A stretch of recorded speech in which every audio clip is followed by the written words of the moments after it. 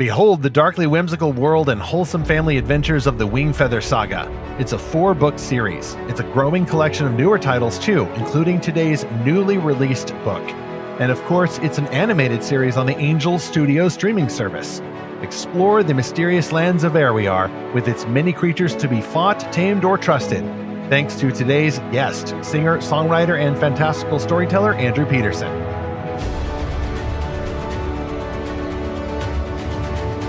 Welcome back to Fantastical Truth, the prose but about music podcast from Lorehaven.com, in which we explore fantastical stories for God's glory. I'm me, Steamer Burnett, the publisher of Lorehaven and co-author of The Pop Culture Parent. And I'm Zach the Nameless, and this is episode 187. How can families fight through a story's dark forest? I wish I'd said I was Zach the Nameless. That is a wonderful intro there. And this is a wonderful conversation I'm sure we're going to have with Andrew Peterson. Well known, I'm sure, to many of y'all, and not only as the storyteller behind the Wingfeather verse, but the singer-songwriter behind so many songs that I can't even hum right now, because even though Andrew provided us with a fantastic conversation, I want you to go buy his music, respect the artist, folks, and it definitely takes a person uniquely gifted to enjoy the creation of both a fantastical world for middle grade readers and up, but also songs that are enjoyed by folks of all ages. Yeah, I'm really looking forward to having Andrew on today, Stephen, because his books are a huge hit with my older kids right now. They have read the whole Wingfeather Saga, I think, a couple of times. We like his music, and what's fun is that in the television show, based on the books, there is music in that. So it's a really great blend of storytelling, art, and great storytelling through songs. Well, speaking of saga, that makes me think of epic, which makes me think of our first sponsor, Oasis Family Media, which owns Enclave Publishing, and they have a new book coming out later this month, the sequel to Of Fire and Ash. It is called Of Sea and Smoke by Gillian Bronte Adams. He rides a sea blood, a steed of salt and spray, born to challenge the tides. 6 years ago, the wrong brother survived, and nothing will ever convince Rafi Titrani otherwise.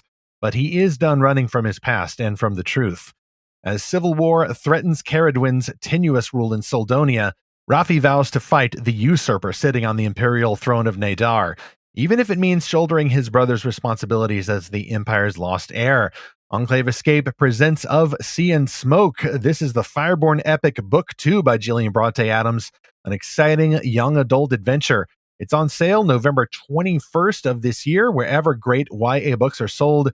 It'll also be available as an audiobook on CD from Amazon or in digital format on Audible, Spotify, and through libraries everywhere. You can see that amazing cover and get all those purchase links in the show notes for episode 187. Or for the links to all of the sponsors for this episode, go to lorehaven.com/podcast sponsors. Zach, I hear a strange sounding engine in the background. I don't think it's Aerwiar technology, but it is Our Earth technology. So I'm going to open the barn doors and see who needs to come in. Singer-storyteller Andrew Peterson has just entered the field on his orange Kubota tractor. He is an award-winning singer-songwriter and author of the Wingfeather Saga. He's also the founder of the Rabbit Room, an organization that fosters community through story, art, and music. Andrew and his wife Jamie have 2 sons, Aiden and Asher, and 1 daughter, Sky. They live in the Nashville, Tennessee area on a wooded hill in a little house they call the Warren, where they are generally safe from bumpy digtoads and toothy cows. Andrew, it's great to see you. Thank you for having me. Thanks for joining us. Well, you are maybe our first guest, Andrew, who comes in along with a bunch of tunes that get stuck in our heads, not just at Christmas and Easter, but you are well known not only for being the Wingfeather Saga creator, but also being a singer-songwriter. I'm curious how you've managed to do both as we start off chapter 1 here. Why has the Wingfeather franchise, in your view, flown so high? I've said on previous episodes that I think it's now kind of, frankly, I can say this, even if you can't, to be humble, a Christian, it's the top Christian fantasy franchise right now that's new. Like, why do you think this has met with such success? Oh, man. That is a good question. I don't honestly know, except that the fans have been very kind and God has been very kind. And it's a dream come true. Yeah, it's a long story too. It's funny. My daughter got married this weekend. Oh wow! Okay, congratulations. Yeah, and thank you. She was the third wedding and final wedding, Lord willing. And was in charge of going through old pictures for the slideshow. At the wedding they do or at the rehearsal dinner we do this. So I spent a weepy 4 hours sitting in front of my computer going back through 20. She's 21, so 21 years of photographs. And I was kind of like surprised when I saw these little baby pictures of Sky who's getting married, and I also saw the first sketches of the maps of the Wingfeather Saga, and it kind of saved in my iPhotos. There were the maps and little sketches of toothy cows and whatever. So the thing was brewing that long ago. And so it's been a long journey. It's something that I never. The fact that the books didn't come out and then kind of, okay, that's done now and we'll move on. The fact that they keep finding new readers and new audiences is amazing. And the other cool thing is that now people are coming up to me who read them as children, who are now reading them to their children. Oh, wow. And that's a total dream to be a part of a family's story like that. So I don't know, man. I know other people who are writing fantasy who are Christians, and yeah, I don't think my books are better than their books or anything. I'm just really thankful that they've lasted as long as they have. Yeah, I think it helps too that your books have songs in them, and so tell us a little bit about that, about writing the songs that you find in the books. Well, it's funny. One of the things I love about Lord of the Rings is that there are all these great long poems and songs that show up in them.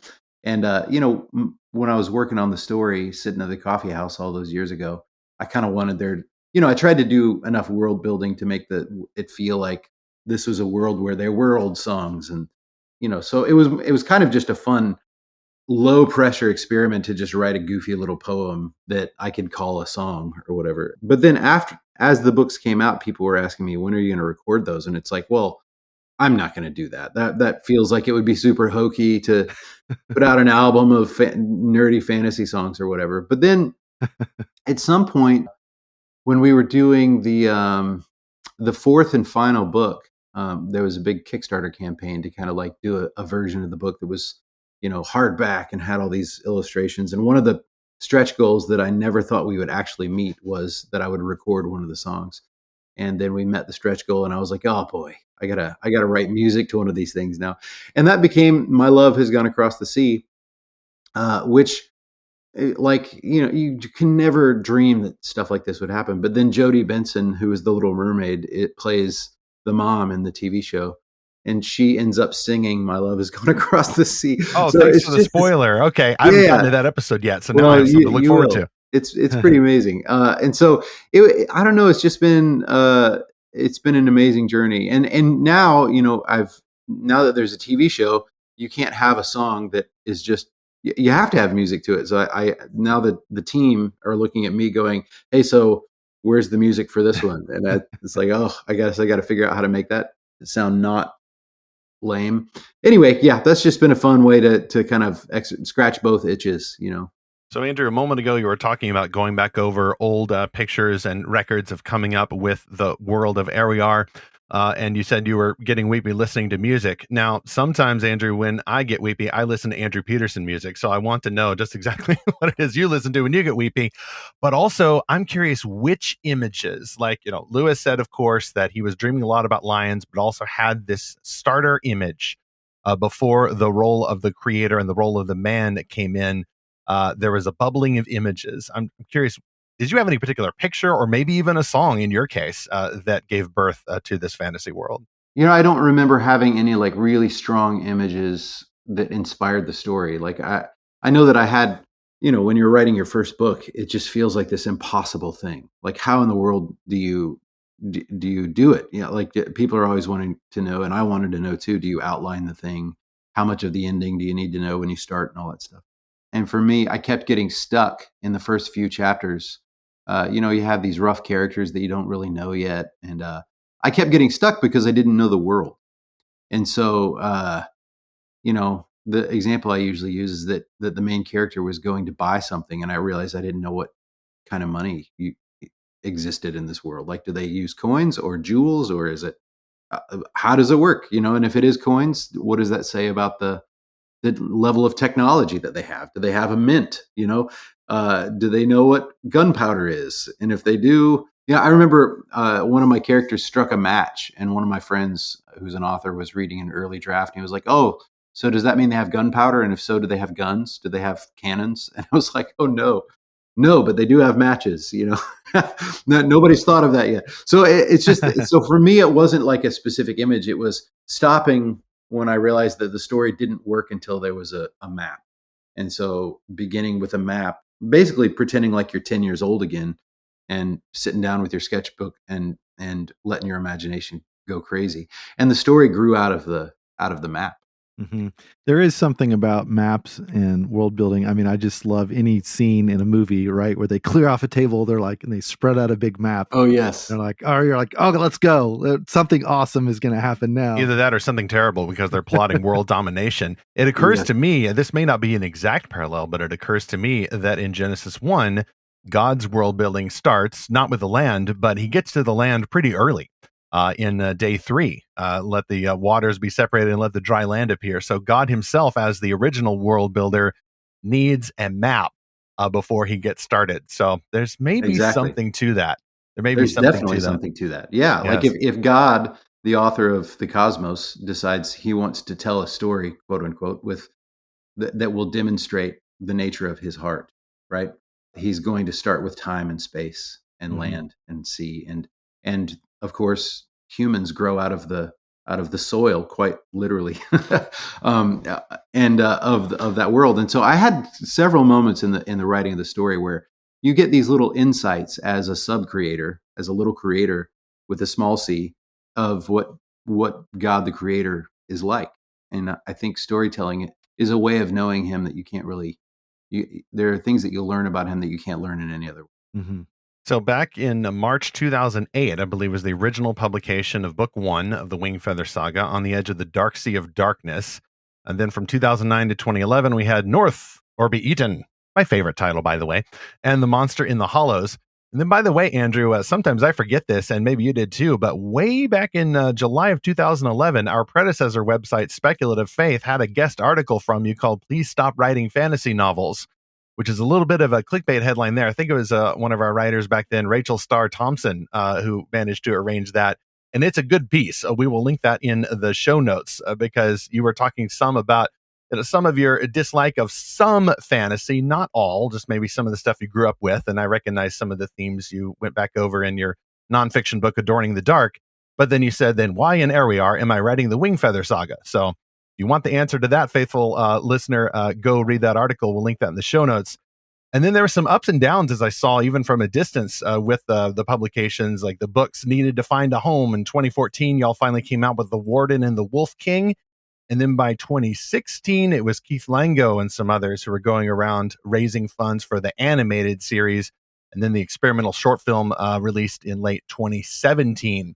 What were some of the creative fangs you experienced along the way? There's some monsters in the forest trying to get any story started, but particularly with fantasy, there's some different Christian ideas about fantasy and for whom it's best for. Even if you think it's okay, maybe you think, oh, it's just something for the kids, or maybe you think, oh, it's okay if it's old fantasy, if it's safe fantasy like Narnia. Of course, we'd say it's not safe, but it's good.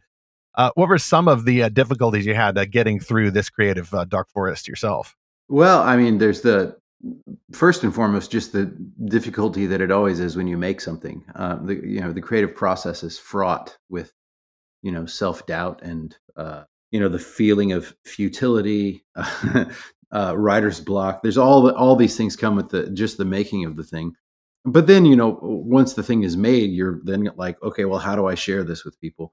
And I had this amazing advantage that a lot of authors don't have, which is that I already had a music career. So I had a platform which gave the publisher, reason enough to take a risk on a first time author because at least he'll sell books at his shows. You know what I mean? And so that was a huge advantage that I don't take lightly. It was a whole thing. It was just my music career is kind of the same where, I didn't want to sell out. I didn't want to just make stuff that would sell for that sake. But at the same time, I had a pretty strong sense that I wanted people to know about this stuff, so I wasn't trying to be avant-garde at all. I was writing something that I hoped would have a broad appeal. But then convincing publishers to get behind it it wasn't super easy. They were very generous by giving me a shot. But the first book deal was only a 2-book deal. I think that was just because they wanted to kind of see how that was going to go. And the books did okay, but they restructured, and decided to focus less on fantasy. It was a Christian publishing house. And so I was kind of like sitting there going, okay, well, the story's not over. I got to write books 3 and 4, but they weren't willing to sell me books 1 and 2 or release the rights back to me because they were still selling well enough. So I was in this weird position of having, a publisher owned the first 2 books, and I couldn't find another publisher that was willing to own half of a series. It was an impossible situation. So the nice thing was the Rabbit Room, this ministry that I founded many years ago. We had we published books. My brother heads up the press, and he's a novelist, and we'd already put out a few books, and had a real high aesthetic. Wanted to make the books beautiful, and so I was like, well, after I just ran out of steam trying to find a publisher, I was like, well, we'll just publish them independently through the Rabbit Room, which was the best possible outcome. It was wonderful. Like, not only financially was it good because it was like, okay, well, now I'm not having to, it's not a traditional publisher that is taking a big cut, but it allowed us to really like tailor the books and make them what we wanted them to be, and publish them the way that what we wanted. So then I had the most gratifying experience later after book 4 had come out and did well. The original publisher had then become kind of a subsidiary of Penguin Random House, big New York house, and they were like, hey, can we buy books 3 and 4 from you? And it was just like a dream to go, oh, great, I got to go do the thing, and now they're going to give it a brand new push. And so that was a huge surprise. And then you asked about fangs, the COVID was the next fang. Oh, of course. So literally the re-release of these books with new covers and kind of this big thing was March of 2020. And I thought, oh man, seriously, like all of the marketing work and the books are going to get swallowed by this terrible thing. But once again, there was this surprise, which was that I decided, well, we're all in lockdown. I'm just going to read the stories on Facebook Live. And that connected me with a whole bunch of families who were stuck at home with their kids who wanted something. So every night at 7:00, I would read for 30 or 40 minutes. And that ended up making the book, putting it on the radar of a whole bunch of families.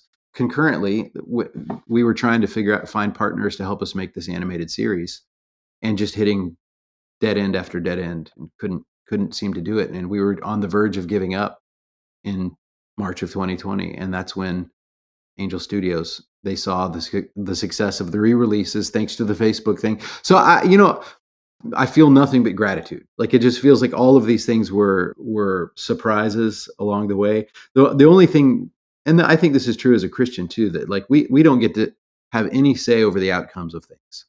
The only thing that we're really in charge of is our own obedience. Things don't always make sense, and you go, well, this is what the Lord has called me to do, and I'm just going to keep doing it, even if it doesn't make sense. And I think that in my own faltering way, that's what I did with these stories. I just was like, well, I got dropped from my publisher. I'm just going to keep writing the books. Well, COVID happened. I'm just going to keep sharing these stories. And I think that's just like a dog that won't let go of a bone. You just keep doing the thing that you're called to do. And sometimes it doesn't always work out like this, but sometimes it does end up having a pretty obvious back end, where you go, oh, it looks like that paid off. I'm glad I stuck with it. Now, I want to ask you something about that, about why you couldn't let go of this, like you said, like a dog. I seem to remember reading an article from you years ago where you talked about growing up reading Dragonlance. Does that sound right? Yeah. Like in middle school? Yeah, that's the series to which I alluded earlier. Yeah, and that's about the same time I discovered Dragonlance, and then I got into Tolkien and a Wheel of Time, a bunch of other things. But Dragonlance was really that first fantasy series. At some point, I grew out of it, and I'm like, I don't want these books anymore. I seem to remember you talking about a similar process you went through as a believer, of saying, well, I really enjoyed these, but maybe I shouldn't. Like, I almost feel guilty. So can you talk about that, about how you enjoyed it, but then couldn't enjoy it, but now you're chasing this thing, like you can't let go of it? Yeah, man, I love that you remember the Dragonlance. So I actually have my copies sitting on the shelf right next to me. Very cool. So they didn't go out into the burn pile in the Oh backyard. It no, wasn't that bad. Okay, excellent. I'm no, glad you no, can it still wasn't appreciate those. that. No, I did not have a book burning. No, I loved them, and they're the same beat up paperbacks that used to make my stomach flutter when I saw them on the shelf at B. Dalton booksellers in the mall, or Walden Books. Remember Walden Books? Yeah. And growing up in the '80s as a pastor's kid, there was something about this feeling of like contraband. It's like this stuff is stuff that my parents are really 90s wary kids of. had the Harry Potter books. Yeah, You were yeah, doing it totally. before that was cool. And what's so funny is that like my pastor was the dungeon master for like the church D&D group, which like now it's kind of everyone's like, okay, this is actually not as terrible as everybody said it was. But anyway, yeah, I had this insatiable hunger for a certain kind of story. And those stories usually featured dragons and maps, like you said, and high adventure. And so I think what happened with me was that I lost my taste for it because I don't know, I began to care a little more about prose, about like the quality of a sentence, which led me to just reading better books, Wendell Berry and Marilyn Robinson and Frederick Buechner. And I mean, Tolkien is kind of the top of the heap when it comes to fantasy because it was high fantasy, adventure, dragons, but also really great prose. Right? He was a writer, and I think Lewis was the same. But it was weird because for me, encountering Jesus when I was 18 or 19 years old, really not like changing from being a nominal cultural Christian to someone who had collided with the truth that Jesus was real and that he loved me was a game-changing experience for me. And so rereading the Narnia books for the first time as an adult when I was in Bible college after having read them as a kid and seeing, oh my goodness, there's so much truth and light in these stories. It kind of like reawakened my love for these kinds of stories in a way that nothing else really could have. Does that make sense? Yeah. And so coming back around, and I've gone back and flipped through the Dragonlance books and I still feel that same flutter in my stomach, but I don't love the stories did what they were meant to do. And the way I think I described it in that essay in Adorning the Dark was that it was kind of like the stories weren't super nourishing, but then they did get thrown on the compost heap, right? And all that stuff in my imagination was composting and God was turning it into something richer so that when, the seeds of the gospel went in, I experienced the gospel story with the mind of someone who loved adventure and loved the idea of light conquering darkness and sacrificial love. And so you get hints of those in a lot of fantasy novels, but they are most distilled in scripture itself. And so then having that realization and then sitting down to go, I want to write, the story that I wanted to read when I was 10 years old with the knowledge that these things are true with a capital T. That was a whole different thing. I really appreciate that perspective, especially about stories that in God's providence, he has used to help us, even if the writing or the songs or stories, even if the writing is not awesome, even if it's just functional. That's something that I've noticed in your stories and songs, Andrew, is it works, but there's also an ornateness there, kind of a simple ornateness, as it were. Maybe you'd have other words to describe your style. It's very accessible. And that's why I think your music and your books have spread so widely. And yet there is a depth there. I think there is some creative depth that will also stand the test of time and won't be a memory of like, well, God used those Wingfeather books a long time ago. But no, I think that now, as you've said, generations will be passing these books down and they will become, like, even though they're kind of new now, like imagine a few decades from now, I think they're still going to be around and hopefully they'll still be in print and hopefully have the same publisher as well. I'm really grateful that you stuck with it, even with all of the publication difficulties and all those other challenges that you all had. Of course, now there's also the television series, the Wingfeather Saga Season 1 on Angel Studios. You can actually get that on the app. And then actually on this podcast, episode 146, we had CG artist Keith Lango on the show to tell more of that story. So faithful listener, you can go listen to that, the story about the story, even though Andrew Peterson made the story itself. I'm going to cut in here for just a moment for our second sponsor in today's episode. It is another fantastical author writing for a very similar audience. It's Phyllis Wheeler, Adventure and Time Travel for ages 8 to 11. Meet your award-winning family-friendly book series, Guardians of Time. Jake and Ava, age 11, search for their kidnapped dog, now lost in time. They aren't alone. They have the help of a 700-year-old alchemist from the Guardians of Time Guild. Caleb, age 11, had this to say: great story. Time traveling in a clock shop was interesting, cool, and funny. Stop by author Phyllis Wheeler's website for information and a special freebie, the prequel short story. That's phylliswheeler.com, PHYLLIS Wheeler.com. Special deal: the ebook for book one, The Dog Snatcher, is now on sale for 99 cents at all outlets through December 12th as book two makes its debut. Get that link at our show notes for episode 187. Or once again, go to lorehaven.com/podcast sponsors. All right, back to our guest. So we've talked about the fangs of Dang or otherwise that you confronted. Let's go now to chapter 2 about the story content of the books themselves. I'm interested, especially because we've just had another Halloween or fall festival, whatever you call it at your church, listener. Chapter 2, how do the books show scary stuff versus God's light? So, Andrew, I got to tell you about a parent that I spoke with who was interested in the Wingfeather Saga series. But occasionally I unite with the folks at the Realm Makers bookstore, which goes to homeschool conferences. And of course, Wingfeather Saga is a big seller at the booth. Like book one almost always sells out. Of course, it's the glorious new hardcover edition with the front covers that whose art style resembles the animated show. Great synchronicity, by the way. And they're big sellers there with Scott Miner's Realm Makers bookstore. Well, I once had a parent ask me about it, and frankly, at the time, Andrew, confession, I had not read the series. All I knew was the reviews that I'd heard from friends and the reviews we've done at Lorehaven. And she expressed concern about the darkness in the book. I think she was not a big fan of your black carriage, which shows up earlier in book one than it does in the series. The series kind of gives you a little time to get used to the concept of children being abducted by night. So, disclaimer, that is in there, folks. There is a threat to children in here, just like Wizard of Oz or Chitty Chitty Bang Bang. And yet, the darkness in the books, I would say, serves a point. It is almost like the point, I forget who it is, maybe it's Neil Gaiman or G.K. Chesterton. It's been attributed, and the quote has been passed around from author to author about how if you're going to say that there are dragons in the world, you may as well at least give people brave knights to slay the dragons. Some parents may be concerned, oh, these are kind of dark books, these are kind of scary books. But I would say that a kind of fear, just a bit of fear in a story can be healthy, at least for the general older child reading audience for whom the Wingfeather Saga seems most intended. That's my take. But what is your take on your decision about showing some scary stuff versus the light of heroism and family relationships and bravery and courage? Well, I loved to be scared when I was a kid.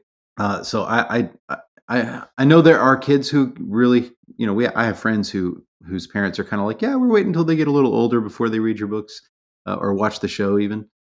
That's fine. No judgment on the parents that are trying to be careful. And we were very careful with our children, but we also kind of enjoyed the kind of ghostly shiver, a story that had a little bit of a shiver, some real danger in it. The quote that I thought you were going to say, I think the one that you mentioned was a version of a C.S. Lewis quote, the Chesterton quote, which Neil Gaiman, of course, commandeered and simplified, was, children don't read stories to learn that dragons exist. They already know that. Oh, that's right.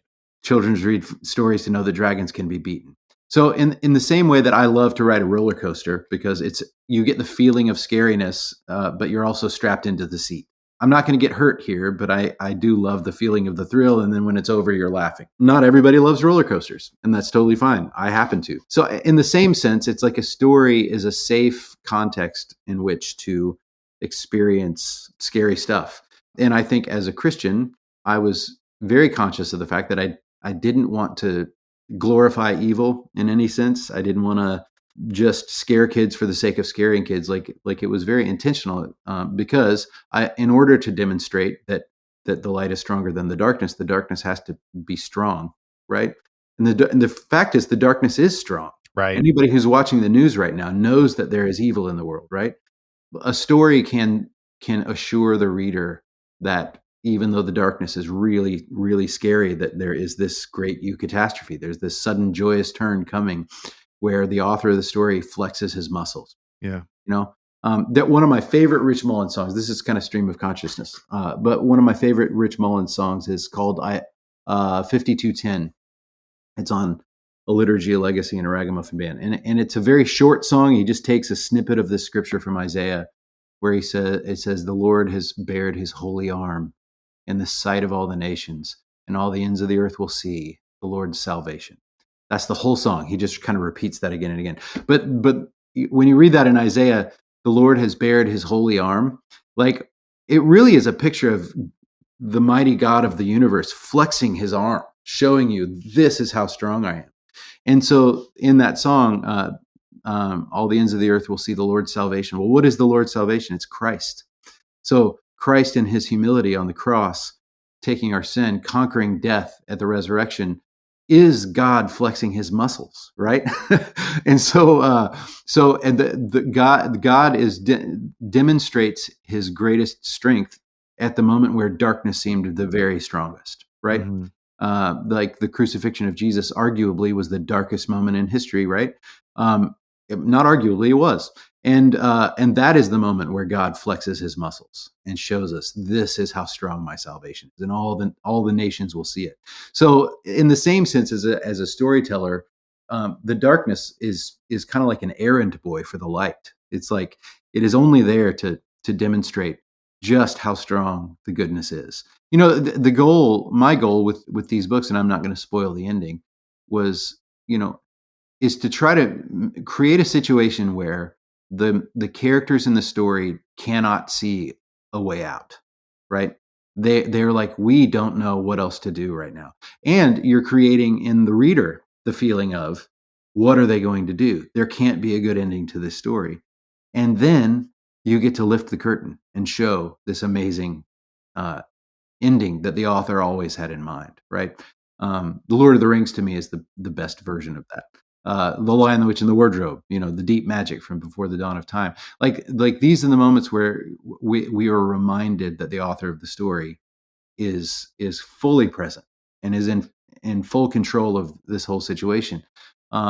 So anyway, but in order to have that, it's like a math problem almost. You have to have this feeling of hopelessness or smallness before the dark in front of this great problem, in order to have that psychological emotional relief of, oh, everything turned out right. And so that's kind of where I'm coming from. And I don't know that some people there's something to be said for books that are just like, wholesome and edifying, and just, the problems are not dragons. The problems are, oh no, I forgot my homework. Mm-hmm. Like, I'm not saying those are bad stories, but they're all kind of like versions of the same thing. We're all looking for that feeling of relief. The way my friend puts it, it's like the opening of a window through which the breezes of a far country blow. And so that moment happens, the opening of the window, and the breezes of the far country blow in right when they're needed. A wizard is never late. So yeah. Well, I love what you said about the darkness is just an errand boy for the light in order to show how much stronger the light is than the darkness. And I think that really is the dividing line with what makes a story ultimately point to Christ or away from Christ is if it shows darkness being beaten.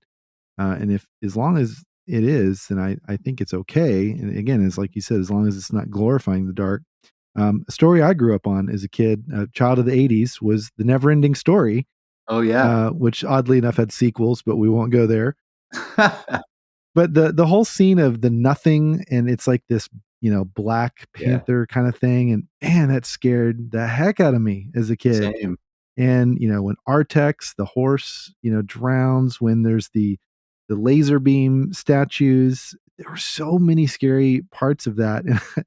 And like we watched it with our kids, and I'm like, hey, should I be showing this to them? Because this is pretty traumatizing, right?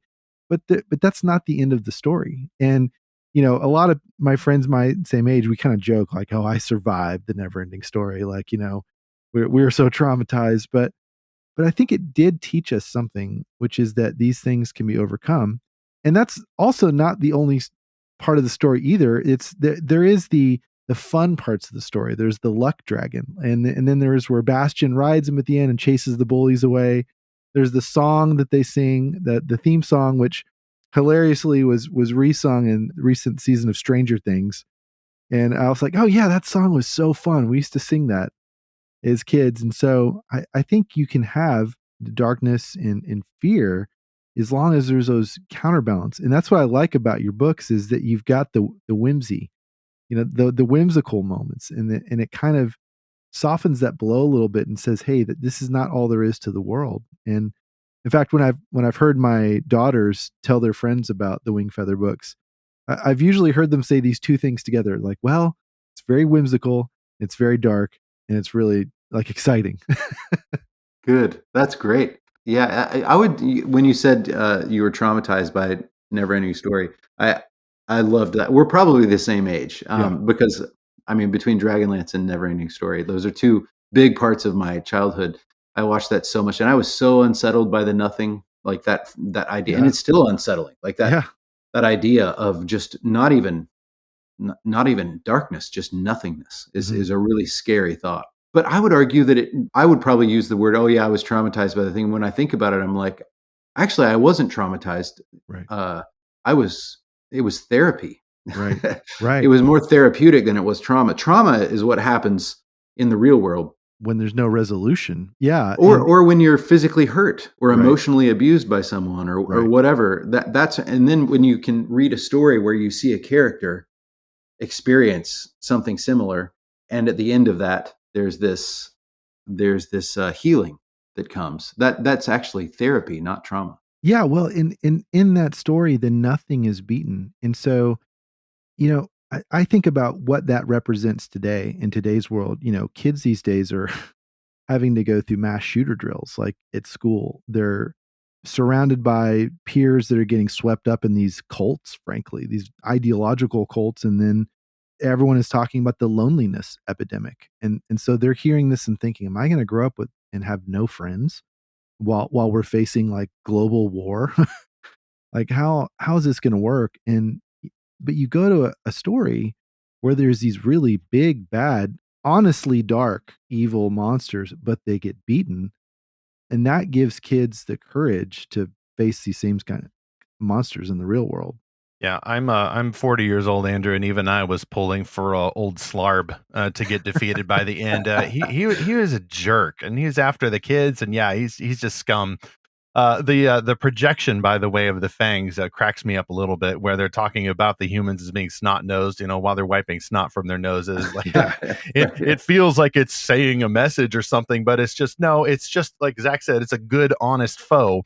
Whether it's a fang or an orc or one of the creatures that the White Witch calls out that C.S. Lewis won't describe, because if he did, the adults wouldn't let you read this book.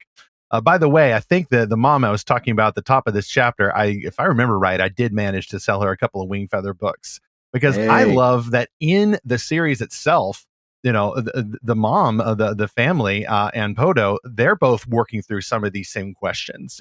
There are monsters out there who are after the kids, and one of them's got a grudge to settle. Do we let them go into town anyway? What precautions do we take? And ultimately, at least by the end of book one, there's some disaster happening, and there's some other places that they have to go.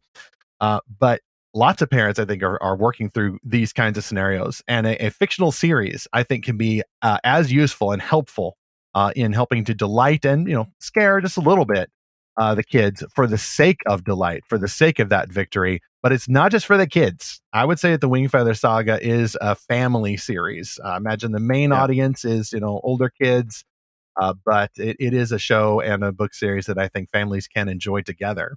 Man, that's actually, I'm glad you pointed that out. That's one of the goals with the animated series was, there's stuff that the kids watch that the older teenagers don't want to have anything to do with, or the parents don't. They just kind of put it on. And vice versa. But there are some movies, and they're rare, where you think, oh, I can't wait to take my kids to see this because you're as excited as they are. And we wanted to make something that would appeal to both. Which again, I think the peril is part of that. Like you really start to care about these kids. I just watched. We're in season 2 now, and I last night watched the most current version of episode 2, and man, it is. I knew what was going to happen, and I was on the edge of my seat watching this because you become so invested in these characters, and so yeah, that's been one of probably the most gratifying thing about the whole Wingfeather deal is the parents and the older teenagers that are into it, college kids are into it. That just makes me think, okay, we pulled it off. So, speaking of building trust in families, one thing that you can do with that is join a guild, join a group of readers. And that's what Lorehaven offers. Since our fans are spread out a bit, we have created a castle in the cloud called the Lorehaven Guild. That's our exclusive community on Discord that you can join by getting your exclusive invitation code. You just go to lorehaven.com/subscribe, enter your email address. We keep it secret, we keep it safe, and you get that code to portal in to the guild on Discord, a curated community for the best Christian fans exploring the best fantastical Christian made stories. We just finished our selection for October, a scary story called Koenig's Fire. But right now, it's not too late as you're listening to this episode on release day, of course, to join our new book quest for Fawkes. That's the historical fantasy by Nadine Brandis that features color magic in the days of Guy Fawkes. That's the one about whom it was said, remember, the 5th of November. Even if it's after November 5th, you can still join the Lorehaven Guild. Just go to lorehaven.com/subscribe. So let's move to chapter 3, and Andrew's already gone there. What's next for the Wingfeather Saga stories? You just said that you had seen the most recent version of episode 2 of season 2. And as of today, the release date of this podcast episode, you also have the newest book out, and we'll have to talk about that, A Ranger's Guide to Glipwood Forest. What led to the creation of this book, kind of a prequel to the Wingfeather Saga series, similar to the Pembroke's Creaturepedia, which is more about the monster manual, prodigiously illustrated, but we've reviewed A Ranger's Guide to Glipwood Forest. You can catch that at lorehaven.com. But what led to this project in particular, Andrew, before we ask you for some spoilers for the future? Yeah, man, it was so fun writing the Ranger's Guide. When you're writing a story, you kind of, like I said, you're trying to create the feeling of that this world has its own history, that it's been around for a while, which again, Tolkien was the master at that whole thing. But there are mentions in the Wingfeather Saga of rangers that used to tame the forests of the creatures of Glipwood Forest, and all these kind of little side notes. And now to have the publisher go, "Hey, we're going to try to create a few extra books that'll flesh out some of these ideas," has been just a total blast. Partly because I'm not sitting here trying to think of an entire, intricate plot. I just get to take a little snippet and go, "Oh, I wonder what it would have been like to be a ranger in Glipwood Forest 1,000 years before the events of the series itself." And so I love footpaths in England. It's one of my things that I'm a giant nerd about. I don't know if you guys have ever been there before, but it was a revelation to me. The first time I went to England, I was like, what's with all these little footpath signs you'll see just shooting off across a cornfield or a bunch of cows? And there are, I think, 140 some odd thousand miles of public footpaths that crisscross the countryside. And so no matter where you are in England, you can just kind of strike out like a hobbit through the fields.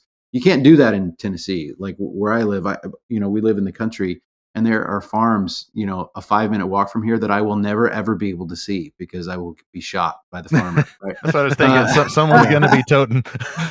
But over there, not only do they not have guns like we do, but there's this, history of shared footpaths, and so you can wander. And one of my favorite things to do when I'm there, you get these little footpath guides that will lead you through the countryside and you tell you about this castle was this blah blah blah. You can read all the history of where you're going. So I thought, I'm going to write a footpath guide for Glipwood Forest. And so it's the original Rangers Guild, the Glipwood's original Rangers Guild, which the acronym is GORG, and it's the history of the GORG.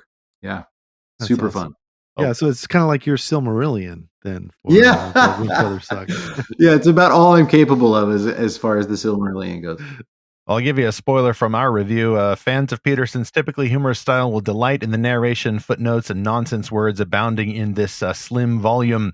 Look forward to opening that up myself. Our volunteer reviewer, by the way, he is a father of 2 young children, and he wanted us to know and ask you about the role of your kids, who once were young enough to be in the target audience, and now 2 of them have helped expand the franchise. Aiden has illustrated Pembroke and Ranger's Guide, and Sky has recorded music for the short film, and he says he believes the series. So kind of a family business now, where your own kids were once the fans, and then they got to be the ultimate promoted fans and actually help draw some of these images. It is the greatest thing. Like Asher, my middle son, is a drummer and a road manager and record producer. So I've been in the studio with all 3 of the kids making music. He's awesome. And Sky, of course, is a singer-songwriter with her own records out now. Sky Peterson / Anderson now, which I cannot get used to. Peterson Anderson. It's all sons. She married a guy with a close enough name to where I approved. But anyway, and then Aiden, of course, grew up sketching this stuff. So all the kids were deeply involved in the making of the thing. The fun thing too is that Aiden is one of the character designers and background artists for the animated series too. And his wife, he met in animation school, and his wife is an incredible artist, and they're both full-time employees of Shining Isle. Which the nice thing is, I have to be like way back from that hiring process, but they are most definitely, they have earned their own way into this thing, and it's beautiful to see their work. But yeah, Aiden, it's so fun too to see his art grow. Like he illustrated the first edition of Pembroke's Creaturepedia when he was 16 years old, and then went to college. And when we re-released the books, he was like, "Could I have another whack at that now that I'm a few years older?" And so he refined all the illustrations. And of course, I was like, "Will you please illustrate?" I would be a massive fan of his drawings if I did not know who he was. I just think he is amazing. So his drawings add so much. Well, that is fantastic. And to the animated series as well. You said you'd gotten a sneak preview, obviously, author's privilege of upcoming episodes. I read that Angel Studios was promising that season 2 will stream in spring 2024. Is they still on course for that? We are. Yeah, we're on course for it. And it's, man, if you have watched season 1, I think you said you had started season 1. Halfway done, yes. I think I left them in the basement of Ankle Jelly Manor with the horns coming in. It's so fun to see, like, every episode you can feel is better than the one before it. Like, I do feel that the pacing improves. Pacing improves, the art improves, the animation style improves, just because we're like the team, they're inventing like a new way of animating. So this whole like part CG, part hand painted background idea is just like by episode 6, you can feel like, okay, they've got it dialed in. Oh, and that's marvelous. We're starting season 2 at that level of animation, and it's just so good. Oh my goodness. Well, each frame looks like an illustrated children's book. It looks like what you would expect to see if it was all illustrated, all 6 episodes. And we just released the Art of book. So this beautiful hardback with, I think there were 900 background paintings painted for season 1. Wow. Can you imagine how many artists are hard at work on this thing? So we just released this big, beautiful hardback of all of the sketches and the pre-production and all these finished layouts. And it's just this gorgeous. Well, I love that you have so much original art, because you can use that in so many other different ways. I mean, you probably can't, I don't know how much you can talk about it, but I'm thinking you could make a card game, board game, video game, because you're already using Unreal Engine to animate it. It seems like there's a lot of different ways you can go and let kids let families experience this world in a bunch of different ways. Yeah, there's a Roblox game, which I'm too old to know what Roblox was, but evidently it was just this huge thing where all these kids are able to explore, and we were able to just kind of import the 3D world that we had made, some of the elements, and somebody built the stuff out. But yeah, there's a lot of fun potential. I have mixed feelings about the video game thing because I don't want to isolate anyone. I don't like, so our goal is to only make things that bring people together. And so Roblox was a fun way to do it. Yeah. Did I read too that Billy Boyd, actual Hobbit, was going to be a voice in season 2? Yeah, he already recorded the stuff. He was Oh, amazing. that's so fun. So on a scale of 1 to 10, how happy does that make your Lord of the Rings fan heart? Oh, so happy, so happy. He was such a classy dude too, like just a really kind he plays the overseer in from Northrop Eaton, who is this villainous character. So it's funny to see. Oh, he's a uh, villain now. yeah, Okay. he's a total villain, and he loved playing the villain. And then Kevin, who played Mr. Oh, what's his name for Pirates of the Caribbean? Mr. I'm blanking. This is Bother, so but it's good. the pirate at the beginning who says, even a miniature one. He's Podo. He's fantastic. Yeah, he's like the main narrator. So he's just awesome. So there's a lady, man, I'm blanking on all these names. This is so embarrassing. But the Downton Abbey, the head of the kitchen in Downton Abbey, who is actually a neighbor of Kevin, who plays the Podo, plays Nurgabog, who's this kind of like old crone Strander from book 2. So there's like, once you get a few of those actors, it's a lot easier to get more of them. And so it has just been so cool to be in the auditions and to hear these amazing people speaking words that I wrote 20 years ago. Indeed. Kevin McNally, by the way. Kevin That's his McNally, name. thank Yes, you. yes. And Sorry, I Kevin. recognized his voice, but yes, I mean, he's basically, Podo with his history, and Kevin McNally playing in Pirates of the Caribbean is a Yes. lovely seeming little coincidence there. Well, Andrew, I wish we could keep you longer, but as we draw to a close, I'm curious if we can get some big old prophetic spoilers from you. You mentioned that the publisher is going to do books expanding on the Wingfeather universe, so maybe a bit of a slip there. Any other books, titles, release dates, spoiler endings that you can give away for the Wingfeather Saga books where it all began? Sure. Yeah, I'm not sure I'm allowed to talk about it, but I'm just going to do it anyway. We have a picture book. So The Prince of Yorshadun is a story that is in Wingfeather Tales that I wrote about a kid named Safiki who lives in the Dune lands. And so that we're putting out a really fun like picture book, like not board book quite, but a for children storybook of that. And then there's a graphic novel of book 1 that's being kicked around right now, which is really fun. And then I am working on another book, which is not a Wingfeather book, a standalone young adult adventure story that is with another publisher. Because I do want to write other stuff. I would love to write a mystery one day. There's plenty of other things that I'm working on, but I'm very excited about this new young adult book that's going to come out. But I've got to write it first, so it may be a while. Okay, so no exact release timings to announce now, but just know that there is more underway for the world of Aerwiar. And I would say, sorry to interject, but like the Angel Studios kind of Shining Isle machine, like when you go to the store for the animated series, man, they are just constantly cranking out really cool stuff. Like the thing that we just released a Nugget plushie toy. So I've been getting all these pictures of little girls like curled up in their bed squeezing Nugget. They're not gonna be happy in season 2. But if you know what I mean, if you've read the books, and then we have action figures. Like those are coming later this year. There's like this really cool collector's set of action figures, which my wife is not going to be happy until we go to Target and see action on the shelf. So I don't know that they'll be in Target. They'll be in the Angel. Well, Toys R Us is making a comeback supposedly. So hey, maybe we'll see what we can do. Another great 80s thing to come back. Who knows? So follow all of that at Angel Studios, the Angel Studios store as well. We'll have that link in the show notes. And then, Andrew, any other links you want to toss out there for folks to follow not just your world building here for the world of Aerwiar, but your music career as well? Yeah, if you just go to andrew-peterson.com, you can go to the Rabbit Room, to my music stuff, and the books. All right, then. Well, thank you so much for coming. Best of blessings to you. Thanks for just staying the course. Thanks for being faithful with the gifts that God has given you. And we look forward to much to see and hear from your creative work in the future. Thank you so much, you guys. And Godspeed. Stephen, it really resonated with me how Andrew talked about having an insatiable hunger for a certain kind of story. And it was fun to find stories in common that I had with him from when we were both middle school age, like the Dragonlance books, which I haven't read since then, but I'm glad that they're still making those. It's really fun to see those on shelves now. But it's also great to find all these new stories that I never would have known about. And I also love how he said that the darkness is an errand boy for the light, because ultimately this is the universe God has created and controls.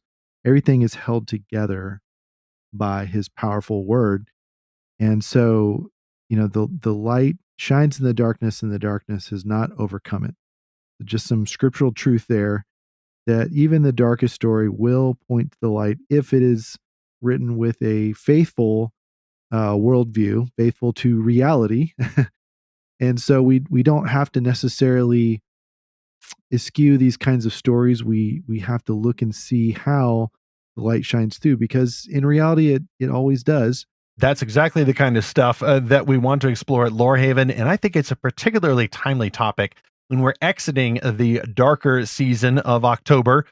For one reason or another, people seem to acknowledge the darkness a little bit more. Some seem to celebrate it, but I think that makes a fantastic occasion, grounded in church history, for Christians to come along and not just seem to fear the darkness, but to subvert the darkness.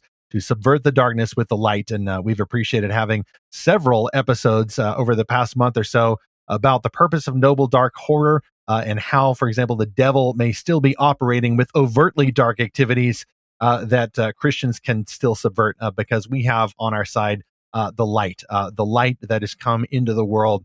And we never ought to act as if he is somehow weaker than the darkness, because he absolutely is not. That's the stuff that we explore at Lorehaven. So let's go over to our mission update. I already mentioned earlier in the sponsor segment that you can subscribe free to get updates at lorehaven.com. We have new reviews of the best Christian-made fantastical novels every Friday, or almost every Friday, and articles as well, any news we get our hands on, and of course the new podcast episodes every Tuesday, with the exception of a couple holiday breaks around Thanksgiving and Christmas Day. But you can get notified about those by subscribing free to email updates at lorehaven.com/subscribe. I mentioned that November book quest for Nadine Brandis's novel Fox in the Lorehaven Guild. Definitely get in on that one. That book, unlike Koenig's Fire, is available now for purchase, so you can still get that. It's in print. Recent article, too. Don't miss Jeneth Dick's article, Disney Might Finally Learn Why It's Failing. I think there's a Disney movie coming out later, something about a naughty patriarchalist king who wants to take away everybody's fun and candy. At least that's the impression I get. Maybe you'll go see it. Maybe it's better than that. But Jeneth is more optimistic about Disney while still acknowledging some of the issues that have been going on with this company that are really making all of its films turn into flops. And I might just add that Jeneth clearly is extremely powerful and OP, because very soon after we published this article, it seems that the Walt Disney Corporation itself was so impressed and convicted by Jeneth's challenge that within days they announced in so many words that the 7 dwarves are back, baby, and that they're short fellas with beards, instead of diverse female adults in colorful forestry attire. Reject. Yeah, the community theater accepts. I think let's be fair to them. They look like they do fine in community theater, but Disney pretended that photo didn't get leaked at all from the London tabloid or whatever it is, and then they just put out a photo of live action Snow White surrounded by the 7 PS4 dwarves. So bravo. We love having Jeneth on board. We are very glad that she got that done. They're going to delay the Snow White movie so they can basically reshoot it on the sly. And I cannot imagine the expense for that. So hopefully they turn out better. I want to give them a path toward winning, but perhaps maybe not so many live action remakes in the first place would be nice. Anyway, we got that link in our show notes, along with Jeneth's article that moved the impossible Disney mountain. Of course, I'm being a little sarcastic there. We also have a couple of reviews in the Lorehaven website. Past reviews, Steal Fire from the Gods by Clint Hall on October the 27th. And then, of course, we just had a review out for the book we just mentioned from Andrew Peterson. We got an early copy for A Ranger's Guide to Glipwood Forest. And we got some new reviews coming up, including some seasonally appropriate reviews. Just stay tuned at lorehaven.com to see what we've read and what we recommend. I think we should have Jeneth write some articles about Star Wars, and hopefully some other shakeups could happen at Disney that would maybe fix that. But I know Jeneth is a fan of Ahsoka. I've been a fan of The Mandalorian. It's not all bad, but it could be a lot better. Anyway, let's go to our comm station, though, now for some comments about episode 185, which was what are the scariest ghost stories in the Bible? And listener and fantasy novelist Catherine Jones Payne remarked on this episode and said, quote, Interesting detail I learned the other day about the Witch of Endor passage.